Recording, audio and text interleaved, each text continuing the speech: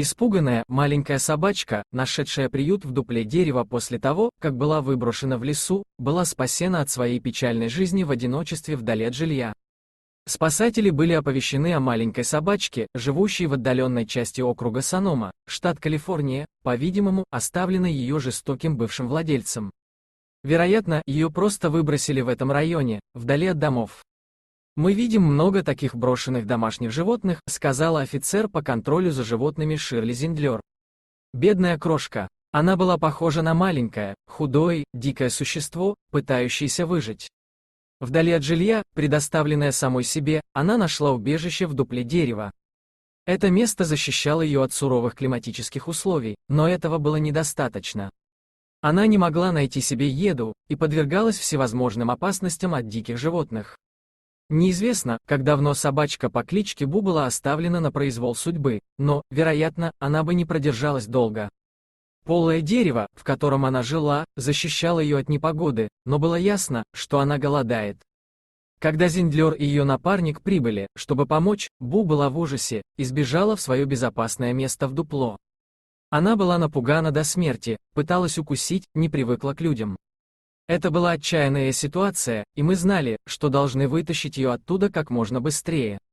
Возможно, что она боялась людей еще и потому, что ничего хорошего от них не видела.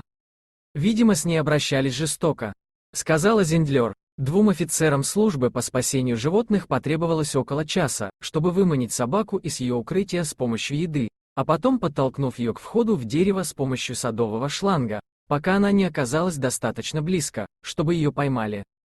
Даже после того, как ее накормили и помыли, маленькая собачка поначалу очень настороженно относилась к своим спасителям. Зиндлер считает, что Бу не видела ласки от своих хозяев с того момента, как она была еще щенком, но постепенно она снова учится доверять людям.